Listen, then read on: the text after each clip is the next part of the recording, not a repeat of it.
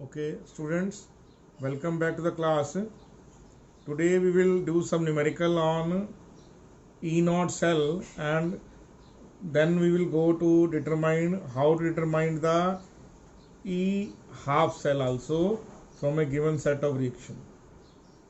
जैसा कि आपको गिवन है कि आयरन जो है वो डिप है एक सोल्यूशन में जिसमें फेरस आयन कंसंट्रेशन है 10⁻³ मोलर, और जो हाइड्रोजन गैस है it is in equilibrium with a solution of 0.02 molar H+। तो आपको बताना है कि इस सेल सेटअप की जो ई सेल वैल्यू है वो कितनी है, और यू श्योर अबाउट दैट। तो अब हम इसको सॉल्व करेंगे। तो कैसे सॉल्व करेंगे, पहले आप चेक कीजिए कि इसमें से एनोड कौन सा है, कैथोड कौन सा है। तो जो लेफ्ट में लिखा है वो एनोड है और जो राइट में लिखा हुआ वो क्या है, कैथोड है। अगर ना भी लिखा हो ऐसे तो यू कैन ईजिली जज। ये है एक IUPAC conventional way to write the cell. क्या एनोड को आप राइट में लिखिए और कैथोड को राइट में लिखिए। तो left hand side and cathode should be on the right hand side. Clear आपको ये बात। तो आपको यहाँ पर ई सेल फाइंड आउट करनी है, श्योर। तो पहले आप चेक कीजिए एनोड पे क्या हो रहा है, what is happening at anode. तो ये रिएक्टेंट है, ये प्रोडक्ट है। तो Fe is losing 2 electron on the rod.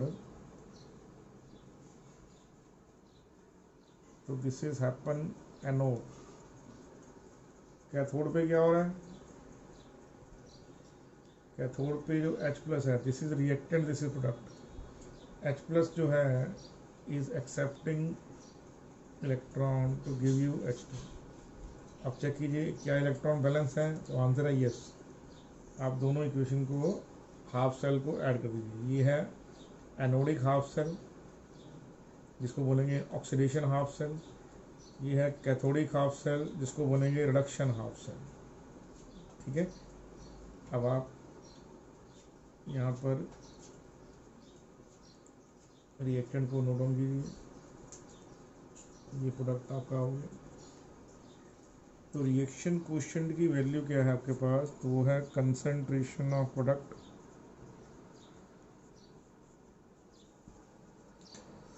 Bye concentration of the reactant.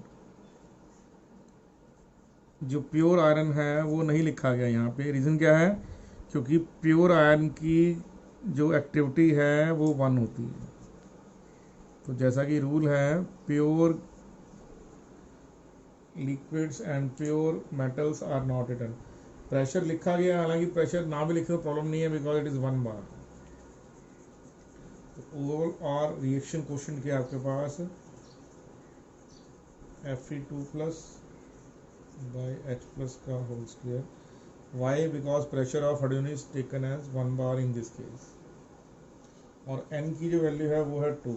ये क्या है, number of electrons that are involve in a balanced redox reaction. अब आपके पास जो इक्वेशन है उसमें आप ई नॉट सेल निकालेंगे पहले। ई नॉट सेल क्या होता है, E nought reduction minus E nought oxidation, और E not cathode minus E not anode. Answer क्या आएगा, 0 माइनस ऑफ माइनस 0.44। आंसर आ गया 0.44 वोल्ट्स। अब आप नर्स्ट इक्वेशन में पुट कीजिए, E cell is equal to E not cell minus 0.0591 by n log reaction coefficient, वो भी आपने साइड में निकाल लिया। तो ई नॉट सेल गया यहाँ पे 0.44, 0.5916 इलेक्ट्रॉन ट्रांसफर टू है लॉग। ये आपके पास आयरन 9, आप कैलकुलेट इसको यहीं पे कर लीजिए। तो आयरन कितना है यहाँ पे 10⁻³ और ये वैल्यू है 2 × 10⁻² का स्क्वायर। तो जब इसको सॉल्व करेंगे आप तो ये कितना हो गया 10⁻³ 4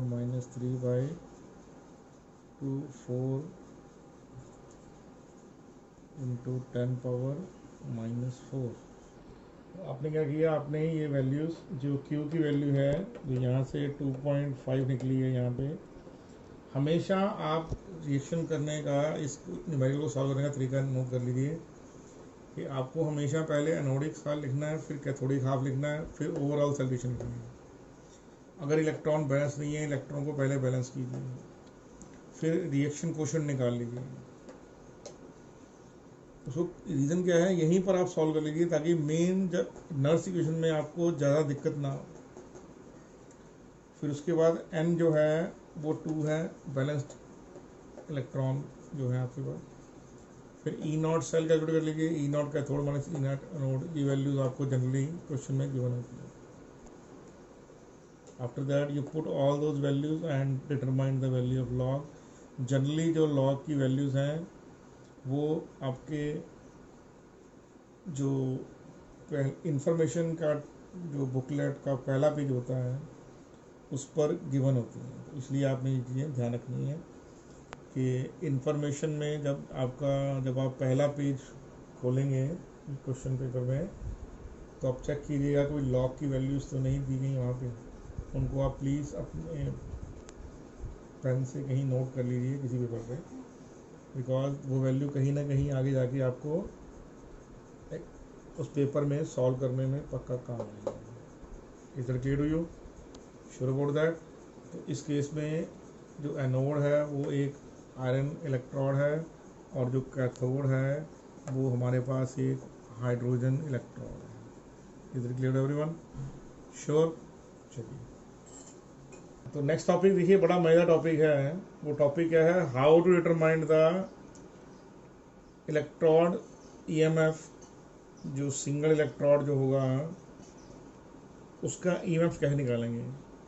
तो according to the IUPAC convention क्या होता है, according to the IUPAC convention आपको हमेशा सिंगल इलेक्ट्रोड को रिडक्शन की फॉर्म में लिखना होता है। आईयूपीएसी कन्वेंशन क्या है,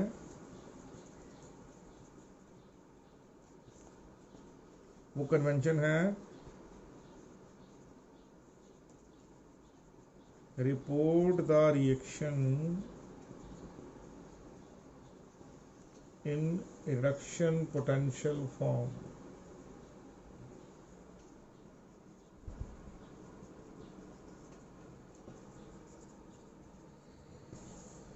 कि इलेक्ट्रॉन को आप रिडक्शन पोटेंशियल की फॉर्म में लिखिए। जैसे एग्जांपल मैं आपको दे रहा हूँ कि मान लीजिए लिखा होगा E0 कॉपर 2+2 कॉपर जो है वो 0.34 वोल्ट्स है। तो बोलेगा find E0 when Cu2 plus concentration is 10⁻⁻² molar. बताइए ई कॉपर जो है, कॉपर का जो इलेक्ट्रॉन पोटेंशियल वैल्यू है वो वैल्यू क्या होगी, क्या वैल्यू होगी जब कॉपर आयन कंसंट्रेशन 10⁻⁻² मोल होगी। Clearly understood? तो अब आप चेक करेंगे, तो मैंने जैसे कि आपको बोला कि आईयूपीएसी का रूल है ये कि आप इक्वेशन को हमेशा क्या लिखिए, इक्वेशन को हमेशा रिडक्शन फॉर्म में लिखिए। लिख दिया आपने इसको? Clearly understood? तो इस केस में रिएक्शन क्वोशंट क्या हो गया आपके पास, copper divide by copper ion concentration. तो प्योर मेटल की एक्टिविटी को 1 लिखा जाता है और कॉपर आयन करने कितनी है 10⁻⁻²। इसको ऐसे छोड़ दीजिए। नंबर ऑफ इलेक्ट्रॉन ट्रांसफर है वो भी 2 है यहाँ पे, आप चेक कर लीजिए। और यूके तो जो सिंगल इलेक्ट्रोड है उसकी वैल्यू क्या होगी, सिंगल इलेक्ट्रोड की वैल्यू होगी E0 minus 2.303 RT by NF log Q, वही सेम टू सेम यहाँ चलेगा। अब सबको मालूम है ये जो वैल्यू है ये 0.059 बाई एन है, तो ई नॉट की वैल्यू नहीं है ना आपको कॉपर आयन का कॉपर में रिडक्शन चेक करना है एट दिस कंसंट्रेशन। ये वैल्यू क्या दे रखी है आपको 0.34 माइनस 0.0591 डिवाइडेड बाई 2 लॉग 1/10⁻²।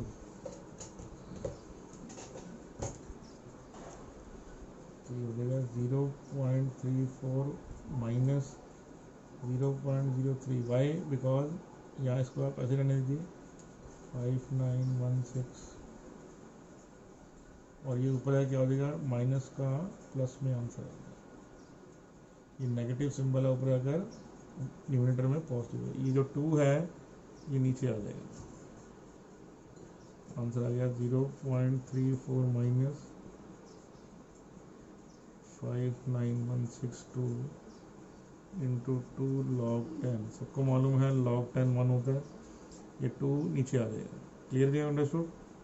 तो 2 से 2 कैंसिल आउट हो गया, आंसर आ गया 0.34 माइनस 0.05916। तो ये हमारा आंसर वोल्ट्स में आ गया। Is that clear to you?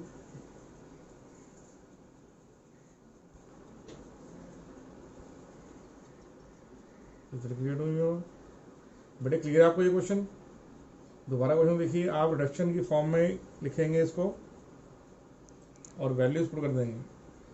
2.303 RT and जो F है इसकी जो वैल्यू है 0.05916 होगी।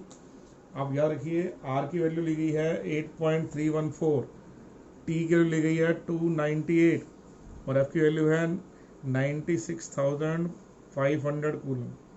So this is all what you have to do. We already given this idea to you.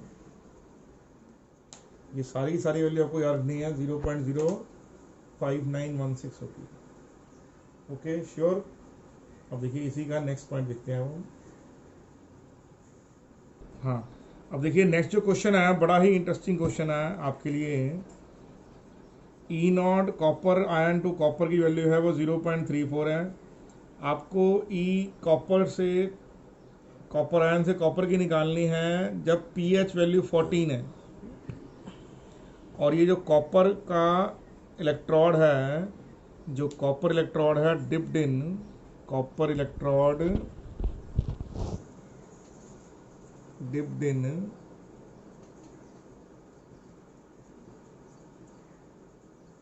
एक कॉपर हाइड्रोक्साइड सॉल्यूशन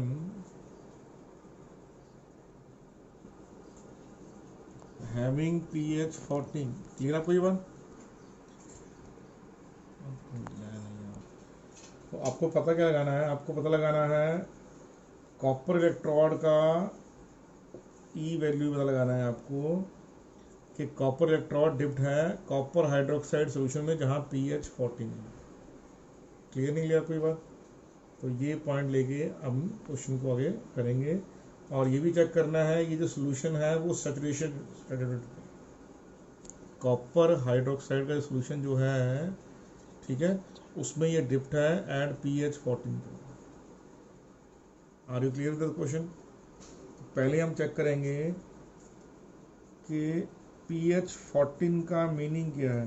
pH 14 का मीनिंग है POH की वैल्यू 0 एट 298 केल्विन। श्योर? क्योंकि pH प्लस POH 14 होता है। अब अगर POH 0 है तो ऑब्वियस है OH की वैल्यू क्या होगी? OH की वैल्यू होगी 1 molar, because only for POH 1 अगर OH की मोलैरिटी 1 होगी तभी POH की वैल्यू 0 होगी। ये आपने पढ़ा हुआ है क्लास 11 में। तो OH concentration is 1 molar if POH is 0। Sure? तो अब क्योंकि KSP की वैल्यू जो है वो होगी copper ion concentration and hydroxide ion concentration का स्क्वायर। KSP वैल्यू कितनी है 10⁻⁻19। चेक कर लीजिए, गिवन है क्वेश्चन में। कॉपर कंसंट्रेशन इज अननोन, लेकिन जो हाइड्रोक्सी कंसंट्रेशन है वो 1 मोलर है। तो what is copper ion concentration here? So copper ion concentration here will be 10⁻⁻19। तो अगर pH इक्वल टू 0 है, अब इसकी वैल्यू क्या है? क्लियर आपको ये बात? तो रिपोर्ट दैट। अब आपको इसको लेके चलना है, तो कैसे करेंगे आप? पहले आप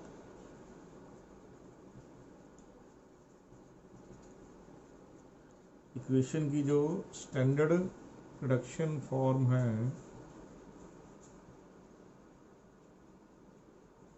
उसको लिखेंगे आप। यहाँ पर n की वैल्यू 2 आ गई है और रिएक्शन की वैल्यू कितनी आ गई है? Copper bye copper ion.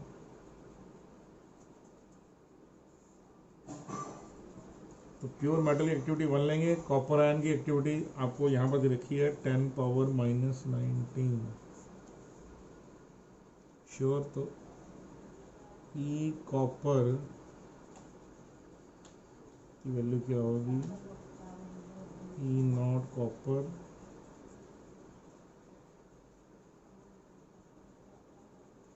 (0.059/n log cube). Is it clear to everyone now? तो ये वैल्यू है यहाँ से, तो वैल्यू आपको मालूम है कितनी वैल्यू है? 10⁻⁻19। अब आप देखिए यहाँ से यहाँ तक अभी तक हम पहुँचे थे, तो यहाँ पर अब मैंने कैलकुलेशन करके रख दिया है। आप Q की जगह Q की वैल्यू पुट कीजिए, फिर ये ऊपर चला जाएगा -19, जब न्यूमरेटर में जाएगा तो +19 हो जाएगा। फिर ये जो 19 है log 10⁻19 बाहर आ जाएगा, क्योंकि log m पावर n क्या होता है? n log m। तो ये 19 आगे आ गया। तो log 10 की वैल्यू कितनी होती है? log 10 is 1। आपको मालूम है, ये पूरा कैलकुलेट कर लीजिए इस पूरे की वैल्यू को। 0.05916 इंटू 19/2, तो आपके पास आंसर कितना आ गया? 0.5620। तो इसमें से नेगेटिव कीजिए, आंसर कितना आ गया? -0.222। तो एक बात बड़ी इंटरेस्टिंग है जो आपने नोट डाउन करनी है कि अगर pH की वैल्यू 14 है, अगर pH की वैल्यू क्या है? 14 है, तो उस केस में क्या होगा? pH की वैल्यू 14 है, तो उस केस के अंदर ये जो E सेल की वैल्यू है वो नेगेटिव बन जाएगी।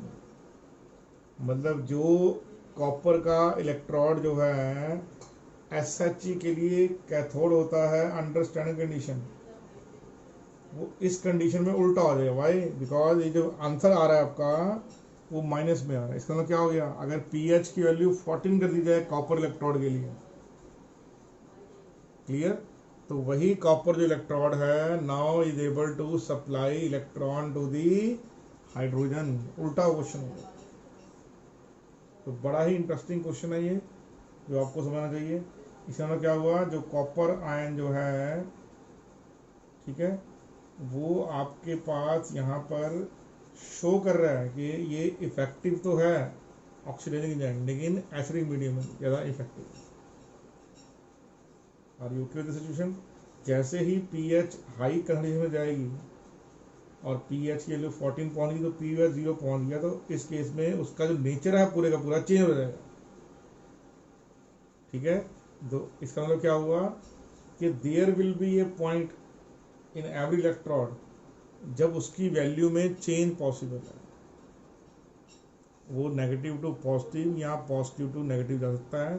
जो आप वैल्यू रिपोर्टेड करते हैं या जो जिसको लेके आप क्वेश्चन सॉल्व करते हैं, वो वैल्यूज जनरली 1 मोलर सोल्यूशन में दी गई होती हैं। क्लियर है आपको ये बात? Is it clear everyone? तो this thing should be in your mind. ठीक है, ये क्वेश्चन को दोबारा देख लेते हैं कि कॉपर को जब हम डिप करेंगे pH 14 के सोल्यूशन में और कॉपर हाइड्रोक्साइड वहाँ पे है, तो कॉपर आयन कंसंट्रेशन आ रहा है 10⁻⁻19। Clearly understood? तो इसका मतलब क्या हुआ? कॉपर अगर -19 है आपके पास यहाँ पर, तो भाई उस वैल्यू को पुट करने पर जो आपकी ई सेल वैल्यू है वो क्या जा रही है, वो value, sorry E not E cell, E electron की जो वैल्यू है वो पॉजिटिव से नेगेटिव की तरफ चली जाएगी। कैलकुलेशंस है, ध्यान से देख लीजिए आप please. Okay, very interesting question. Okay, अब आप देखिए ध्यान से इस पॉइंट को। अब मैं यहाँ पर एक आपसे हाफ सेल का, एक हाफ सेल आपको गिवन है, और वो हाफ सेल जो सेल गिवन है वो क्लोरीन गैस का विद क्लोराइड आयन कंसंट्रेशन। तो आपको पता है ई नॉट जो सेल रिपोर्ट की गई है वो है 1.36 वोल्ट।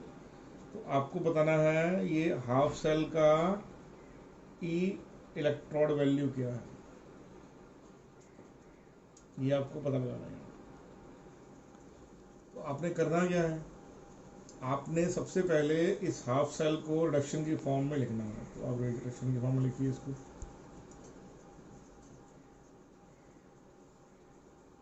गलती से भी आपने इसको उल्टा लिख दिया तो वो ऑक्सीडेशन पोटेंशियल में आंसर आएगा। ठीक है, तो Cl2 accepting 2 electron to give you 2 Cl negative. Clear? तो रिएक्शन क्वेश्चन क्या हो गया आपके पास, कंसंट्रेशन ऑफ Cl नेगेटिव का square divided by pressure of Cl2 gas. कितना है ये, 0.5 का स्क्वायर बाय 1 एटमॉस्फेयर। तो रिएक्शन क्वेश्चन की लिखनी आ गई 0.25, दैट इज 2.5 इंटू 10 पावर -1। ये हमारे पास रिएक्शन क्वेश्चन की वैल्यू। Clearly understood now? जो n की वैल्यू है, नंबर इलेक्ट्रॉन ट्रांसफर है, वो यहाँ पर 2 है। 2 electrons are being transfer in this particular case. ठीक है, अब आप इस इक्वेशन को कहाँ पुट करेंगे, जनरल इक्वेशन पुट करेंगे। ई Cl2 Cl negative gives you what, gives you minus 0.059 by n। तो यहाँ पर वैल्यू क्या है, 1.36 माइनस 0.059 by 2 लॉग कितना, ये 2.5 10 पावर -1। तो आप लॉग को सॉल्व कीजिए, आपके पास इलेक्ट्रॉन पोटेंशियल की वैल्यू आ गई।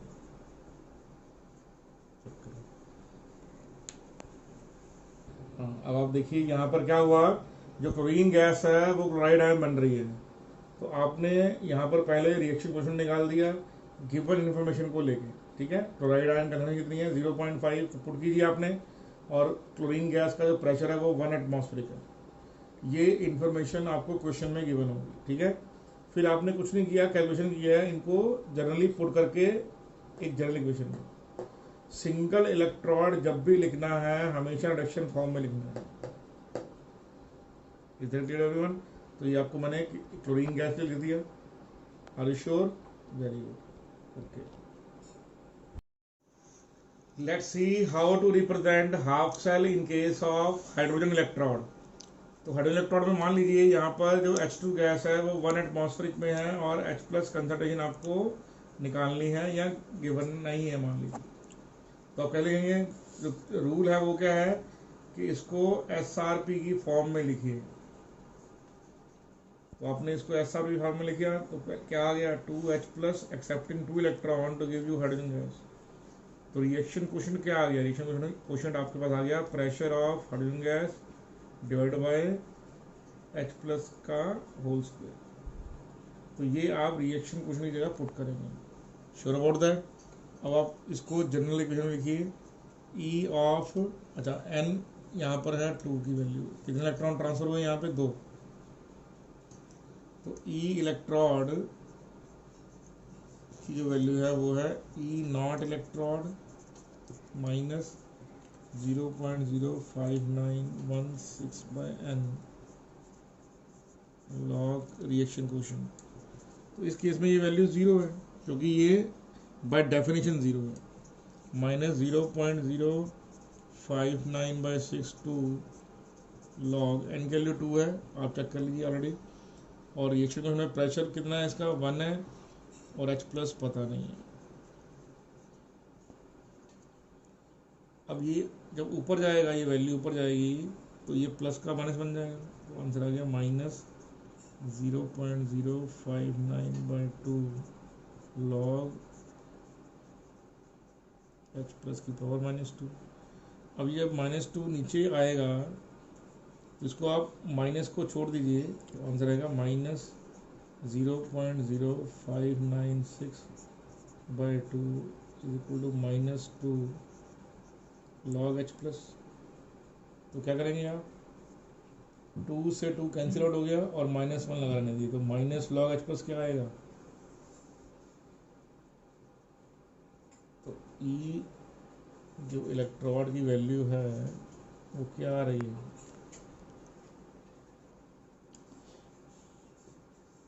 और ये -0.05916 minus log H plus. Check कीजिए ध्यान से, ये नेगेटिव यहाँ पे, तो माइनस लॉग H प्लस क्या होता है, तो आंसर है पीएच। क्या होता है यहाँ पे, पीएच। तो किसी भी हाइड्रोजन इलेक्ट्रोड की जो वैल्यू है वो कितनी होगी, -0.05916 इंटू पीएच। ये वैल्यू तभी पॉसिबल है जब हाइड्रोजन गैस कंसंट्रेशन 1 एटमॉस्फेरिक है। अगर ये वैल्यू 1 एटमॉस्फेरिक नहीं होगी तो ऑब्वियस है, अकॉर्डिंग टू दिस इक्वेशन आपको आंसर लिखना होगा। तो ये आप रट्टा मार लीजिए इस बात को कि किसी भी हाइड्रोजन इलेक्ट्रोड में ई इलेक्ट्रोड की वैल्यू क्या होगी अगर हाइड्रोजन गैस क्या है, हाइड्रोजन गैस 1 एटमॉस्फेरिक पे है, अदरवाइज उसकी पीएच वैल्यू पे डिपेंड करेगी। Are you clear with that? Sure? ठीक है, वेरी गुड। आप खुद देख लीजिए, जैसे अगर न्यूट्रल वाटर, आपने वाटर ले लिया तो पीएच की वैल्यू 7 हो जाएगी, एसिड ले लिया तो वैल्यू 7 से लेस होगी। क्लियर?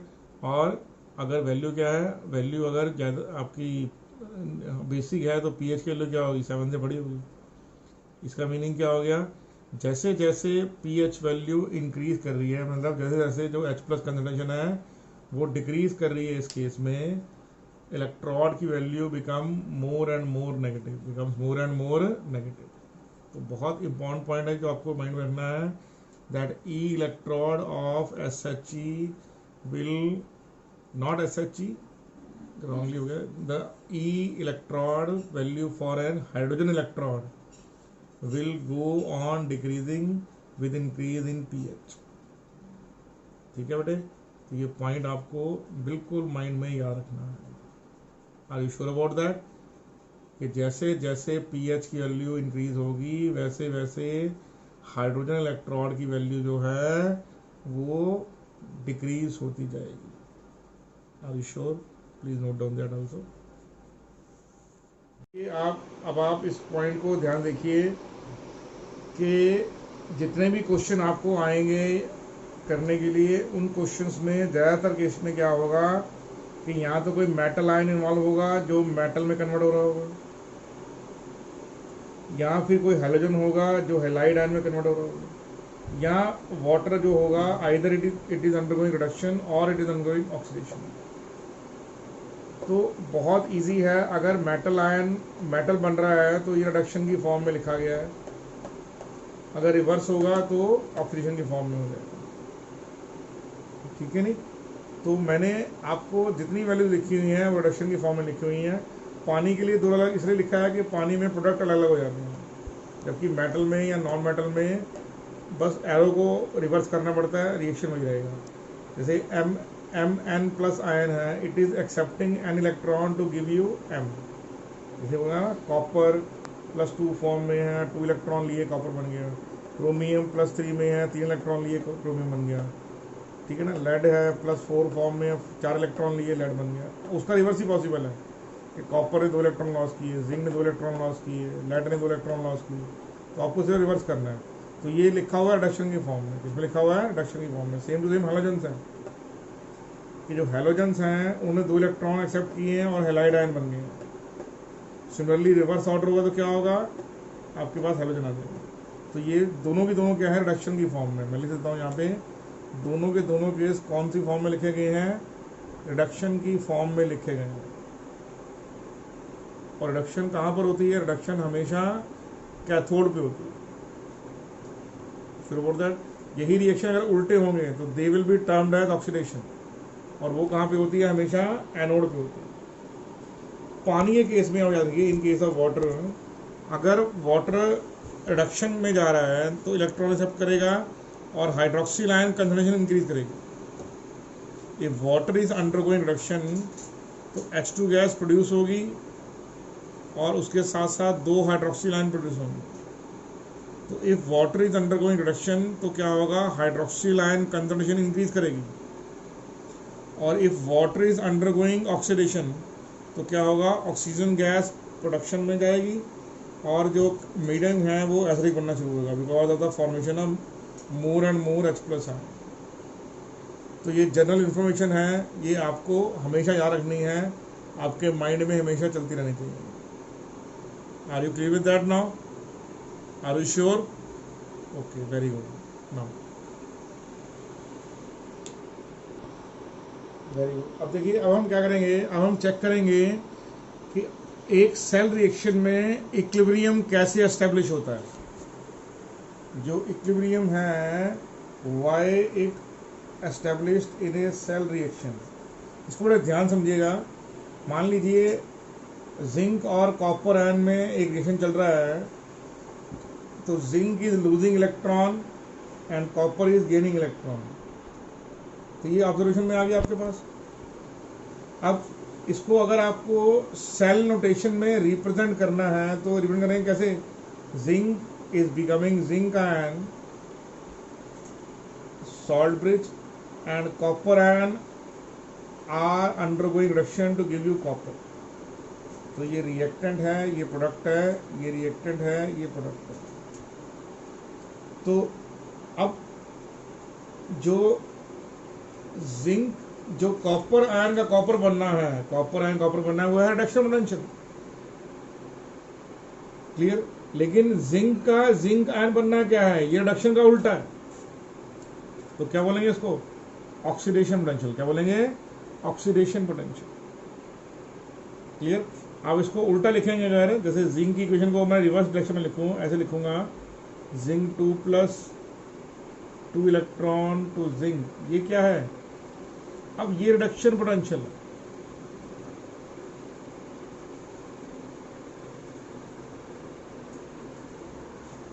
इसका मीनिंग क्या हुआ? अगर मैं लिखूंगा E0 जिंक 2 + 2 जिंक, तो ये रिएक्टेंट है, ये प्रोडक्ट है, तो ये क्या है? रिडक्शन पोटेंशियल है। क्या ये? और अगर मैं लिखूंगा E0, दोबारा समझिए, ये क्या है? ये है स्टैंडर्ड रिडक्शन पोटेंशियल। और अगर मैं इसको लिखता हूं E0 जिंक 2 प्लस, उल्टा लिख दिया देखिए, तो ये रिएक्टेंट है, ये प्रोडक्ट है, क्या होगा? ये स्टैंडर्ड ऑक्सीडेशन पोटेंशियल।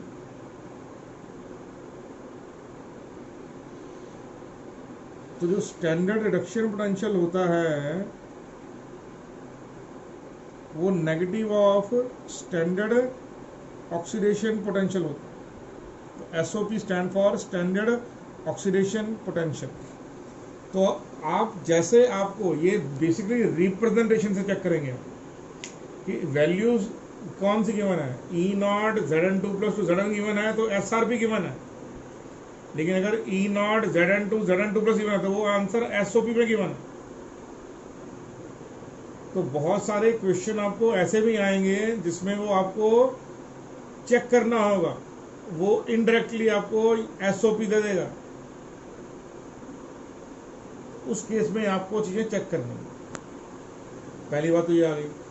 तो अब वापस मेन क्वेश्चन पे आते हैं कि इक्विलिब्रियम कैसे एस्टेब्लिश होगा। पहले तो आप समझ लीजिए रिडक्शन पोटेंशियल क्या है, ऑक्सीडेशन पोटेंशियल क्या है, समझ आ गया आपको। फिर ये इक्विलिब्रियम पे रिएक्शन कैसा होता है, ये हम ऑलरेडी सीख चुके हैं, उसी का रिपीटेशन किया है हमने। तो जो ऑक्सीडेशन पोटेंशियल है वो क्या है? Negative of reduction potential. ये रिडक्शन पोटेंशियल क्या है? Negative of oxidation potential. तो ये बात आपको मालूम होनी चाहिए। Is related to SOP stand for word standard oxidation potential, SRP standard reduction potential. Is that clear everyone? तो अब आपको ये बात आगे लेके जानी है। तो zinc is becoming zinc ion and copper ion is becoming copper, ये जनरल ऑब्जर्वेशन है यहाँ पे। तो अगर मैं आपको बोलूंगा how to represent this things, तो जिस केस में when potential of when oxidation potential of this one and reduction, जब दोनों का पोटेंशियल सेम हो जाएगा तो सेल रिएक्शन बंद हो जाएगा। एसआरपी नहीं, जनरल इक्वेशन, क्योंकि वन मोलर की बात नहीं कर रहा यहां पे मैं, यह बात कर रहा हूं when conditions are not one molar. Clear? E not दो इलेक्ट्रॉड की हमेशा डिफरेंट ही होगी, लेकिन ई इलेक्ट्रॉड सेम हो सकती है। मैं क्या कहना चाहता हूं, जब ई इलेक्ट्रॉड, जब क्या है, E electrode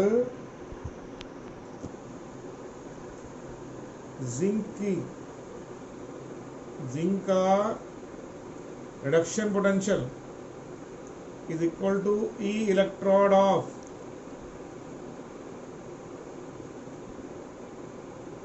reduction potential of copper हो जाएगा। जब ई इलेक्ट्रॉड, दोनों वैल्यू एसआरपी में, ये भी एसआरपी में है, ये भी एसआरपी में है। जब ये दोनों वैल्यूज क्या हो जाएंगी, जब ये दोनों वैल्यूज इक्वल हो जाएंगी, तो क्या ये होगा? नहीं, ऐसा नहीं होगा, क्योंकि इस केस में आपको चेक करना है ऑक्सीडेशन पोटेंशियल, क्योंकि जिंक पे ऑक्सीडेशन हो रहा है। जिंक पे क्या हो रहा है? यहां पर oxidation has been taking place on zinc and reduction has been taking place on what? Reduction has been taking place on this. तो ये एसआरपी की दोनों वैल्यू सेम हो जाएंगी, तो उस केस में क्या होगा? उस केस में सेल रिएक्शन इक्विलिब्रियम में आ जाएगा। सेल रिएक्शन क्या आ जाएगा? यहाँ पर इक्विलिब्रियम पे आ जाएगा। Is that clear to everyone? ठीक है, तो ये सिंपल सी लॉजिक बात आपको याद रखनी है। When electrode potential of both zinc and copper becomes equal to each other, then what will happen? Then the net cell reaction will not take place. तब उस केस में क्या होगा? नेट सेल रिएक्शन नहीं होगा। और हाँ, अब देखिए, अभी मैंने आपको फंडामेंटल पढ़ा दिया इसका। एसआरपी जब इक्वल हो जाएंगी, जब जो दोनों इलेक्ट्रॉड की एसआरपी सेम हो जाएंगी, उस केस में नेट सेल रिएक्शन होना बंद हो जाएगा, इक्विलिब्रियम आ जाएगा। तो इसका मतलब क्या होगा? इक्विलिब्रियम पर ई सेल जीरो हो जाएगा। क्या हो जाएगा? ई सेल जीरो हो जाएगा। समझिए इस बात को कैसे? जब ई इलेक्ट्रॉड जो आपका एनोड है और जो ई इलेक्ट्रॉड कैथोड, दोनों सेम हो जाएंगे, तो ई सेल जीरो हो जाएगा। तो इस बात को समझना है, ई सेल जीरो कब होगा? जब इक्विलिब्रियम आ जाएगा। दोबारा समझिए, ई सेल जीरो कब होगा? जब इक्विलिब्रियम आ जाएगा। तो उस केस में क्या होगा? ई लॉट इलेक्ट्रॉड जो है आपका, दोनों का एसआरपी सेम हो जाएगा। तो मैं मान लिया, मैंने यहाँ पर ये एनोडिक कंपार्टमेंट का यहाँ पे लिख दिया एसआरपी वैल्यू, और कैथोडिक कंपार्टमेंट की यहाँ लिख दी। ठीक है बेटे? अब आप इन दोनों का सिंगल इलेक्ट्रॉड वैल्यू करके कीजिए, क्या हो जाएगा? तो हो जाएगा E naught zinc ion oblique zinc minus 0.059 by N log product की वैल्यू जिंक, क्योंकि मेटल है, प्योर मेटल की 1 होती है, तो 1 लिख दिया आपने, और जिंक का नीचे लेके सेम टू सेम यहाँ पर कॉपर आयन का हो गया, ई नॉट कॉपर आयन, और यहाँ पर भी क्योंकि प्योर कॉपर की एक्टिविटी 1 होती है, 1 लिखिए, और divide by concentration of copper 2 plus ion. अब ये यहाँ पर लिख दिया आपने। तो क्या करेंगे आप? ये जो नेगेटिव वैल्यू है, जो इस साइड का नेगेटिव वैल्यू है, वो इक्वल के उस साइड चला जाएगा, और जो जिंक 2 प्लस था, जो एनोड था, उसकी वैल्यू उस साइड चली जाएगी। तो E not cathode minus E not anode, ये वैल्यू इधर चलेगी। क्या हो जाएगा? E not cell. क्या जाएगा? E not cell. Copper cathode है, माइनस आपने ये वैल्यू बराबर के उस साइड लगे, तो ई नॉट, देखिए ये वैल्यू उठकर यहाँ से यहाँ आ गई, इक्वल के उस साइड चलेगी, ई नॉट सेल आ गया। ये जो ये वैल्यू है, ये इक्वल के इस साइड आ गई, तो वो प्लस में आ जाएगी यहाँ पर, ये देखिए वैल्यू। अब ये जो वैल्यू है 0.05916, ये कॉमन बाहर आ जाएगी, तो ये देगा लॉग ए, ये माइनस लॉग बी। लॉग ए माइनस लॉग बी क्या हो जाएगा? लॉग ए बाय बी, तो log a बाय बी करके ये वैल्यू आ गई, ये a है ये b है, ये a है ये b है। तो log concentration of anodic compartment by concentration of cathodic compartment, ये वैल्यू अब कांस्टेंट है, चेक कीजिए ये वैल्यू क्या हो गई, ये कांस्टेंट है। तो जब ये वैल्यू का रेशियो कांस्टेंट हो गया है तो इक्विलिब्रियम पर क्या होगा, रिएक्शन कोएफिशिएंट ये Q होता है, reaction coefficient becomes equal to Kc become equal to equilibrium constant. Check कर लीजिए ये वैल्यू। तो इक्विलिब्रियम कांस्टेंट की कैसे निकालेंगे आप, 0.05916 बाय n, n यहाँ पर 2 होगा क्योंकि 2 इलेक्ट्रॉन ट्रांसफर करने हो गए हैं, log equilibrium constant equal to E not cell. तो E सेल 0 है इक्विलिब्रियम पर, और ये एक्सप्रेशन कैसे आता है, ये आंसर कहाँ से आया ये समझ आ गया आपको बेटे। यहाँ से ये जो वैल्यू है इक्विलिब्रियम कांस्टेंट हो गई, clear. Why, because concentration of zinc ion and copper plus ion is not changing. जब इक्विलिब्रियम हो गया तो दोनों आयन की कंसंट्रेशन में चेंज बंद हो गया, क्यों, क्योंकि सेल ई सेल 0 हो गया उसके। तो ये जो रेशियो है QC, जो Q है उसका रेशियो क्या बन गया, KC बन गया। तो E cell is 0 at equilibrium, E not cell की वैल्यू ये आ गई, डेल्टा G नॉट की वैल्यू यहाँ से आ जाएगी, आप E नॉट की ये वैल्यू पुट करेंगे आपको आंसर मिल सकता है। डेल्टा G 0 है, E सेल 0 है एट इक्विलिब्रियम। ये फैक्ट बहुत इंपॉर्टेंट आपको याद रखना है। Are you sure about that, इसको नोट डाउन कर लीजिए। नेक्स्ट में हम इसके न्यूमेरिकल करेंगे नेक्स्ट क्लास में। तो please note down two very very important thing, what is that, E cell is 0 at equilibrium, delta G is 0 at equilibrium, but delta G naught and E naught cell is not 0। उनकी जो values हैं वहां से हम equilibrium constant की value निकाल लेंगे। Are you sure about that, यहाँ पर श्योर हैं आप लोग बेटे, तो ये आप नोट कर लीजिए प्लीज।